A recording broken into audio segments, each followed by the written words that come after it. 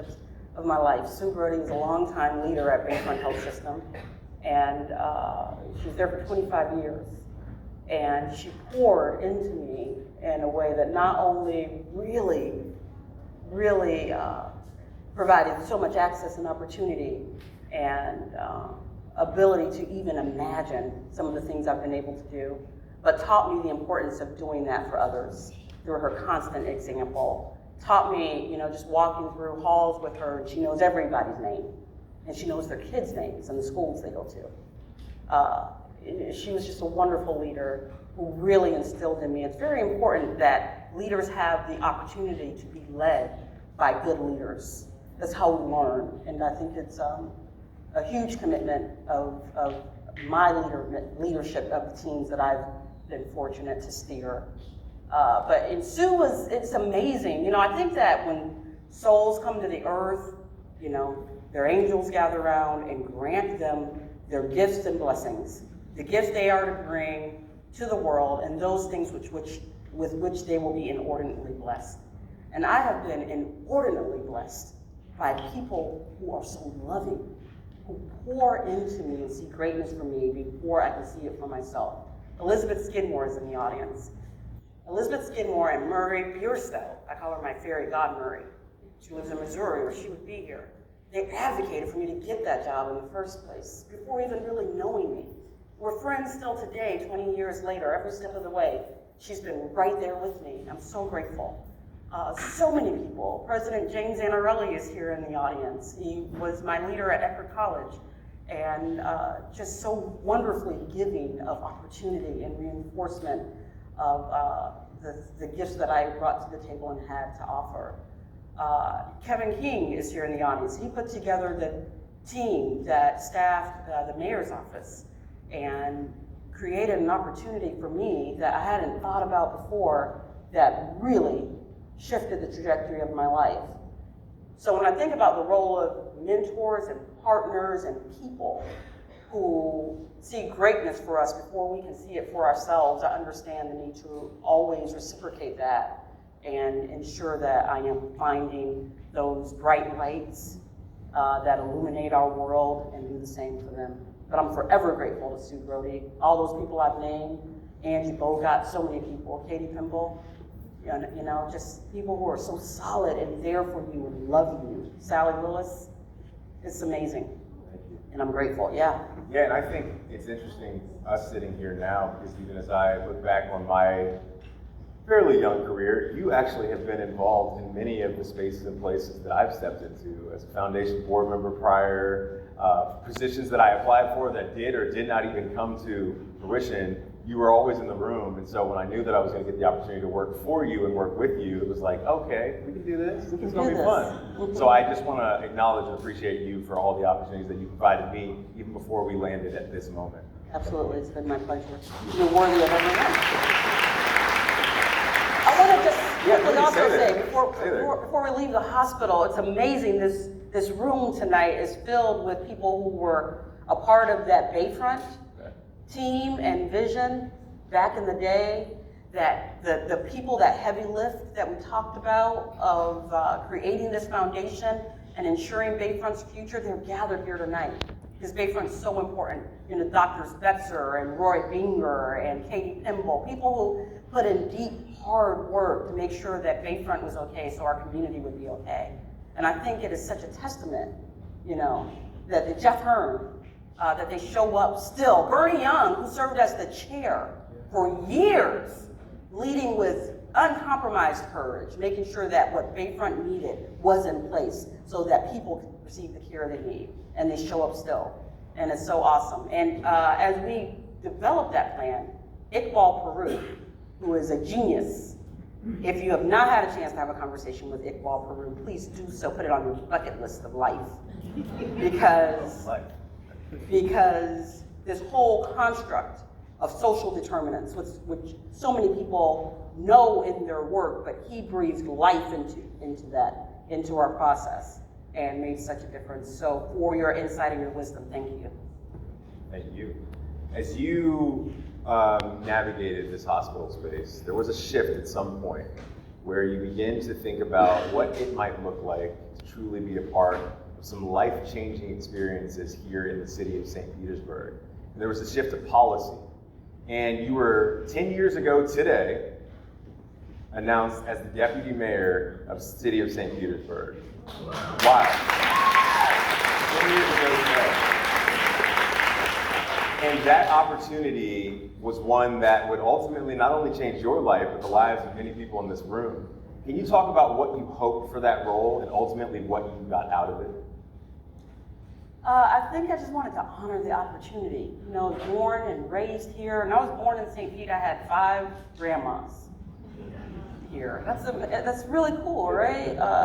Both my grandmas and great grandmas, and some great great grandmas, and that they chose to make their lives here, looking for opportunity. And when I was growing up, I thought if I was going to actualize the fullness of my potential, I would have to do that someplace else. Just when I looked around at the landscape of what was available to me as it relates to opportunity and the life I envisioned for myself, I did not see that in abundance here. And when I was offered this opportunity to lead our city in such a significant way, it was almost a promise and commitment to my children, who will have every option in the world, that St. Pete certainly should be at the top of their list. And not just my children, all the children, you know, the souls yet born. It was about opportunity creation. We worked hard. You know, it was a little bit of a passing of the torch that happened with that administration, in that we were young. Can you share that? Because I found that to be really inspiring. When you say young, what are we looking like? Because I heard some stories. I mean, I won't tell other people's age. That's on them. You talk to Nikki Capehart about that. But I was 38, you know, being handed a really big opportunity, and I wanted to honor that, and knew we had to step into this moment of this age to create generational change, and we were very committed to opportunity creation. We wanted to honor all that happened before us and set the stage for some transformational things to follow. And we were able to accomplish a lot. It was very important work, and I'm very honored to have done it. So you've had a love for healthy living for quite a while, and you actually sparked an initiative that still lives in our city today. Can you talk a little bit about the Healthy St. Pete initiative and what that means to you? Sure, and you know, the idea of healthy living, that's something that really came from my husband, who was an adventurer and fitness expert and used this entire community as a playground. It's one of the first places that I really had an understanding of the level of inequity that we experience in the passive way we move through our community. And that I was born here, raised here, and he came in college, and this whole community was his playground. And not until we dated and married, there were parks and places and kayaking that I'd never seen or touched. And I knew there were so many people who grow up here and they've never been in a kayak, you know, who live surrounded at 3 sides of water and aren't given the opportunity to learn to swim. Fitness and health was embedded in our way of life, and I understood that that is really critical and core to a full quality of life, no matter how it's defined. And so when I went to the city, and I told the mayor this from the beginning, Mayor Kreisman, because I was stepping out of my career, and I'd hoped to be a hospital CEO. And I said, I'll come and do it, but health has to be a top priority. We have to lead with that, unapologetically. And some people will say to you that is not our business, that the city is not responsible for health. But I am telling you, all these things that we are listing, when we sit in this room and talk about our priorities, they have to begin and end with the health of this community if we're going to make any sustainable change. And we welcome that. So Healthy St. Pete is an initiative that we created in 2015 that's designed to help our city live, shop, eat, and play healthier. And we've created fantastic programs that are still in effect today, and really are creating a culture of health and making this one of the healthiest communities in this state, and we believe we will be one of the healthiest communities in this nation. Awesome. I believe it as well. Yeah. So, staying on the topic of health, I'm going to use one more of those opportunities for you to pick one of the two. Okay. So here at the Foundation for Healthy St. Petersburg, we have extremely heady conversations about how to solve systems by next Friday.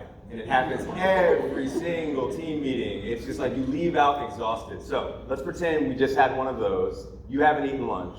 It's time for you to determine what you're gonna eat. You have a go-to snack. Is that salty or is it sweet?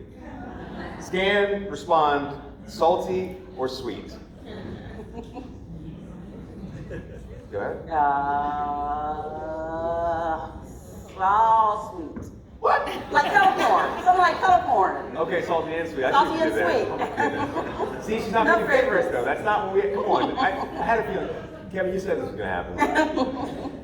Okay, so you're going salty and sweet. Audience, we have sweet. We got some salty. Salty and both. sweet. Yeah, okay. Yeah. That's a There horrible we go. question. Was that my question, Barbara? How did you let her wiggle out of this? Whatever. Okay, so that actually takes me into something that I've experienced in a real way. When you were first announced as a CEO, and we found out you were going to be the person, I started making calls.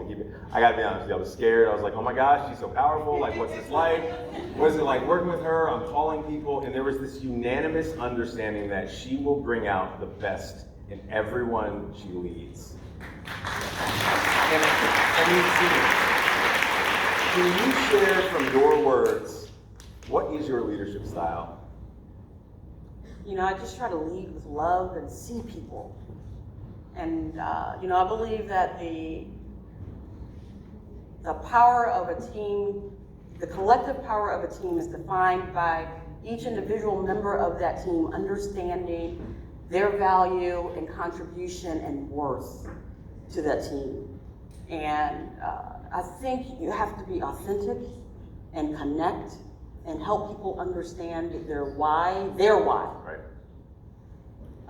To establish enough of a shared vision that there is a collective why that is motivating and compelling enough to bring us back to it every day with fervor and meaning.